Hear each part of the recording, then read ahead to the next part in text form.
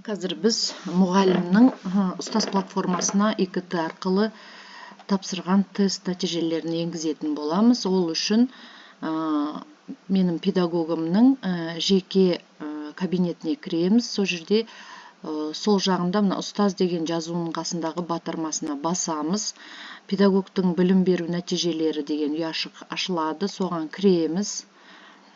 Соған кірген бетте міне ПББ нәтижелері деген парақшасы шығады. Бұл жерде нәтижелерін алу деген батырмасын басамыз. ТЖК ИКТ дейміз. Сертификаттан ИКТ-ны алып, көшіріп, мына жерге саламыз. Содан кейін жылды көрсетеміз. Өзі сұралып тұр. Жылды көрсетеміз. Іздеу деген батырмасын басамыз. Осы жерде міне педагогтың ТЖК-сы, тапсырған жылы, санаты, тестілеудің жалпы нәтижесі міне өтті деп отыр. Сақтаймыз. Сақтаған кезде нәтижелер сәтті сақталды деген белгі шықты. Мінеке біздің педагог сарапшы өтілгені туралы тест нәтижелері жүктелді. Кіріп бассаңыздар, пәні мен балы шығады.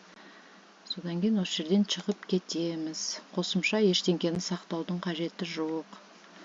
Енді тексерейік ПББ нәтижелері. Мінеки педагог сарапшы деген нәтижесі тұрады осы жерде.